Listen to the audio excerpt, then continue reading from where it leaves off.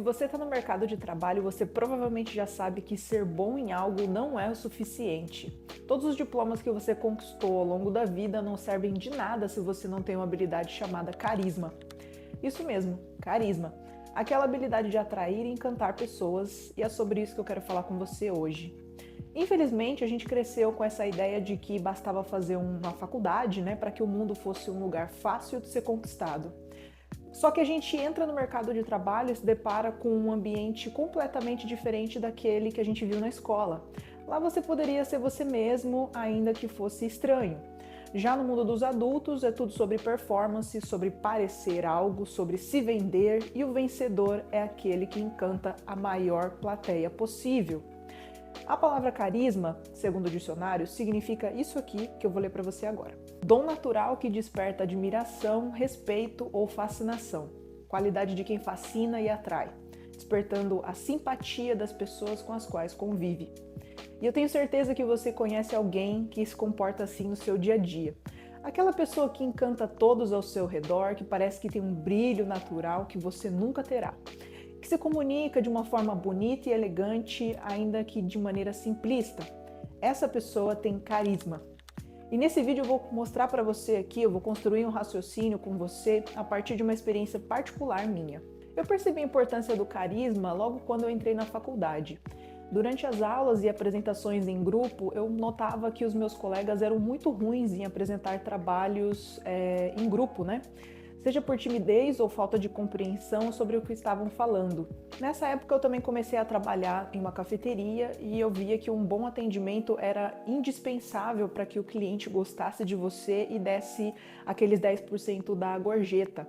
Então eu fui notando nesses dois ambientes, na faculdade e no trabalho, que algumas pessoas não tinham aquele brilho, aquele molho na hora de falar e atender um cliente ou mostrar o trabalho para a classe.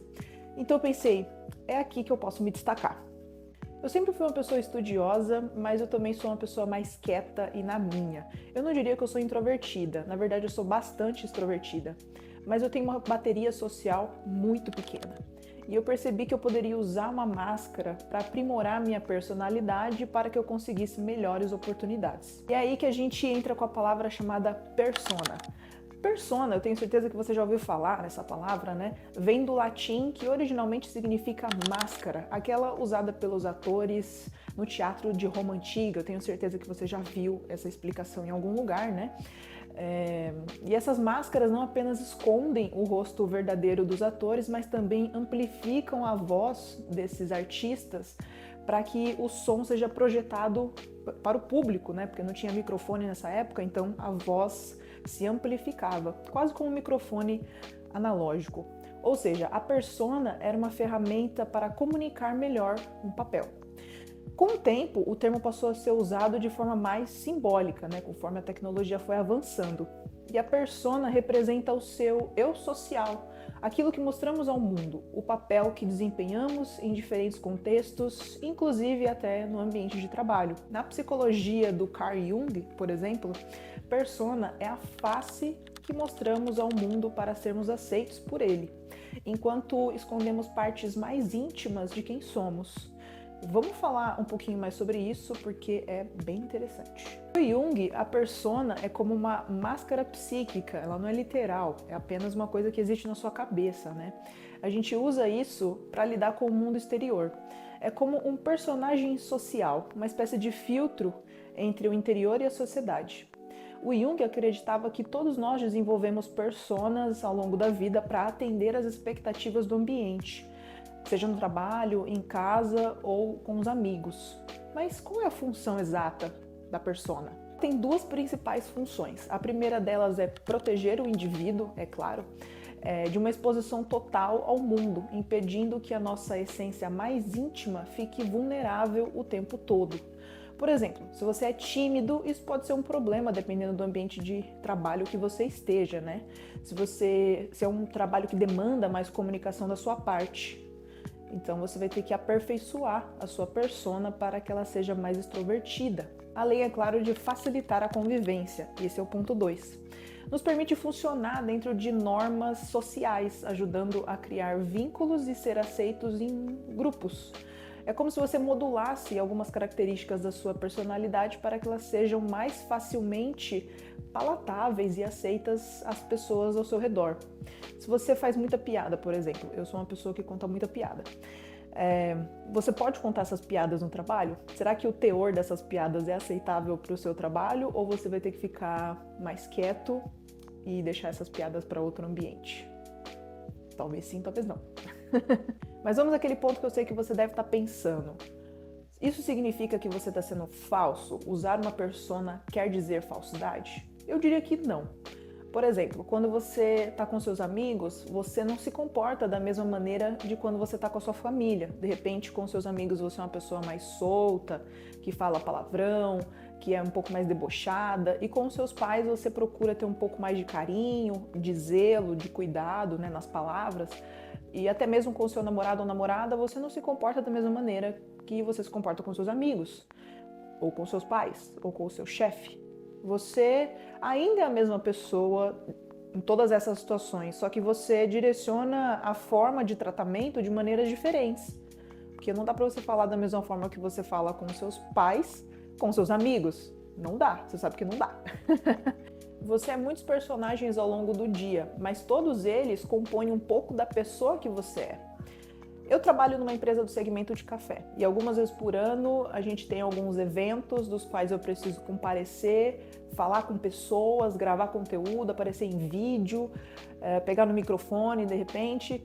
E eu não me considero, como eu já falei, uma pessoa introvertida, mas eu não gosto muito de gastar minha bateria social. Não gosto de ficar falando com Deus e o mundo durante os eventos. Mas eu preciso fazer isso porque é o meu trabalho. Se eu não fizer isso, eu não sou reconhecida por ninguém. Então eu coloco uma máscara e me torno uma pessoa muito carismática, com energia lá no teto e que fala bastante, puxa assunto, faz perguntas. E entre uma conversa e outra, entre um vídeo ou outro, eu procuro descansar minha bateria social. Eu vou para um canto isolado, entro ali na minha sala, fico quietinha, ou até mesmo se eu estiver em outra cidade, né, eu vou para o quarto de hotel e fico lá e só saio no dia seguinte. A minha bateria social é muito pequena, mas eu faço isso porque é necessário. É networking, é trabalho, é troca de conhecimento e vivência com outras pessoas que podem abrir caminhos para novas oportunidades. Quem me olha de fora e me vê rindo e conversando muito nessas situações não acha, nem pensa, é claro, que eu não gosto de eventos sociais. Eu preferia estar em casa com os meus gatos ou em um lugar mais tranquilo, com a minha namorada, com os meus familiares, num lugar menor, com menos gente, mas há momentos em que será necessário. E dessa forma eu consigo pavimentar o meu caminho para melhores condições de trabalho, oportunidades, relacionamento com diferentes pessoas. Você vai conhecendo gente, sendo admirado e requisitado. Mas tudo isso que eu tô falando aqui para vocês tem que ser utilizado de maneira dosada. O Carl Jung mesmo alertava para o perigo de se confundir demais com a própria persona.